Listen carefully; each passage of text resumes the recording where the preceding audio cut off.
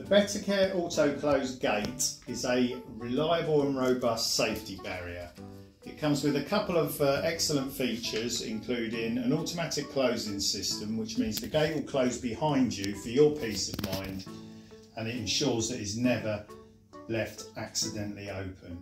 It also has a one-way stopper, which means the gate will only open in your desired direction, and this can be changed to the direction of your choice. The gate comes in 3 colours, white, black and slate grey, and the gate measures in height 75.5 centimetres when installed. There are 3 base sizes: an extra narrow fitting 61 to 66.5, a narrow fitting 68.5 to 75, and a standard gate which fits 75 to 82 centimetres. The gates can be extended using a simple extension system up to a size of 161.5 centimetres. When you take your Bettacare auto close gate out of the box, you'll see the following contents. There'll be a gate, and you'll see at the start it has on a cable tie with a warning not to cut this until you've fitted it. There's also a transportation widget here that just stays in place, and you'll be taking that out later on in the process. It also comes with the following parts. There are 4 spindles, 4 hand wheels, 4 wall cups, adhesive pads for the wall cups, and also some screws if you need them at the end. There'll also be a set of instructions. Useful additional tools for fitting your gate will be the pair of scissors to cut the cable tie at the end, a spirit level to ensure that the gate is correctly vertical, and a pencil for when you're marking your wall cups. You may also require a screwdriver, which we'll discuss later on in the process. To fit the gate, we follow the enclosed instructions. Step 1 is to not cut the cable tie. Step 2, we're going to be putting the hand wheel onto the spindle, and we're going to be doing this 4 times. And it is important to know at this stage that this side of the hand wheel with the 3 plastic pieces is on the outside.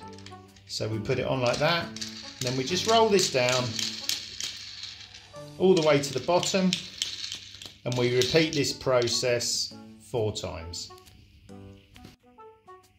The next stage is to take the 4 spindles with the hand wheels on them and slot them into the 4 corners of the gate. So we're going to take the gate and slot the hand wheels and spindles into all 4 corners.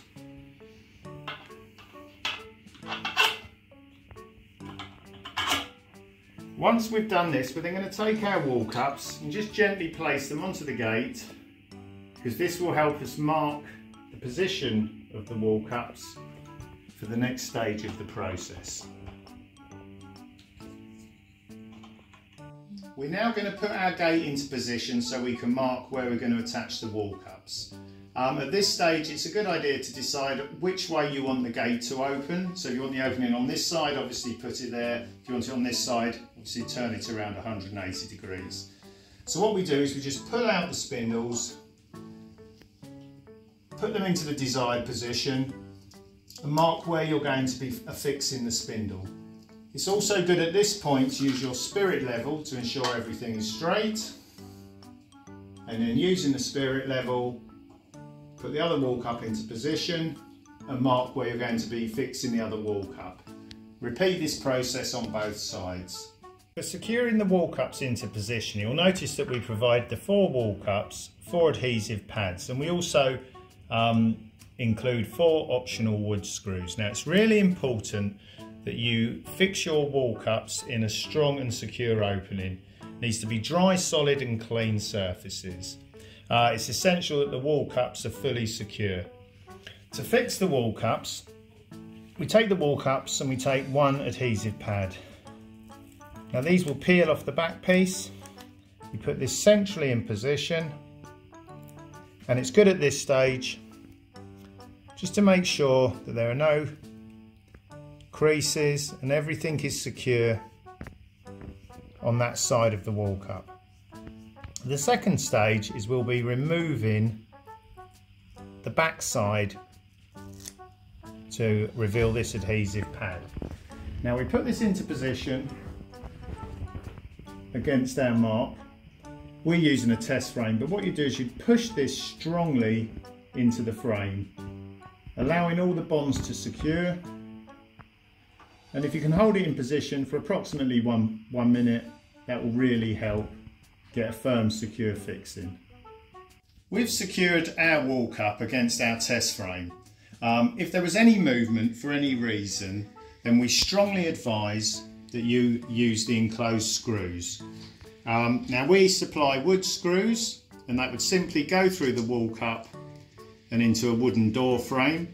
However, if you're fixing your gate against concrete, metal, brick surfaces, then we advise you use appropriate screws and fixings of your own. Once we have our 4 wall cups into position, we're able to put the gate into place. So we just slot the gate in between the 4 wall cups, and at this stage just pull out the hand wheels, top and bottom, into the wall cups. Okay. What we're now looking to achieve is equal distance on both sides, and then all we do is we start by turning the hand wheels on both sides until we get an even position. We keep turning the hand wheels, and you'll feel them get difficult to the turn. Once we can no longer turn them by hand, the bottom of the gate is secure. At this stage we can remove the widget, which is just there for transportation purposes. So we just slightly raise the gate, take the widget out, and this can be disposed of. We now repeat the process at the top of the gate, and again what we're trying to achieve here is equal distance between all 4 spindles. Now you'll see at the bottom there we have just under a couple of fingers, and at the top here a little bit more. So we'll keep turning on this side until we're starting to get to that same position.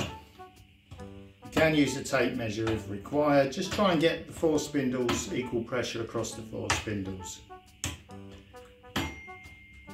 When you feel the opening side is about the same distance, go over to the closing side. Now what we're trying to achieve here, again, we're going to tighten the hand wheel, and as we tighten the hand wheel you'll notice that the gap between the gate and the frame starts to slowly close. So we just keep turning the hand wheel till the gap closes.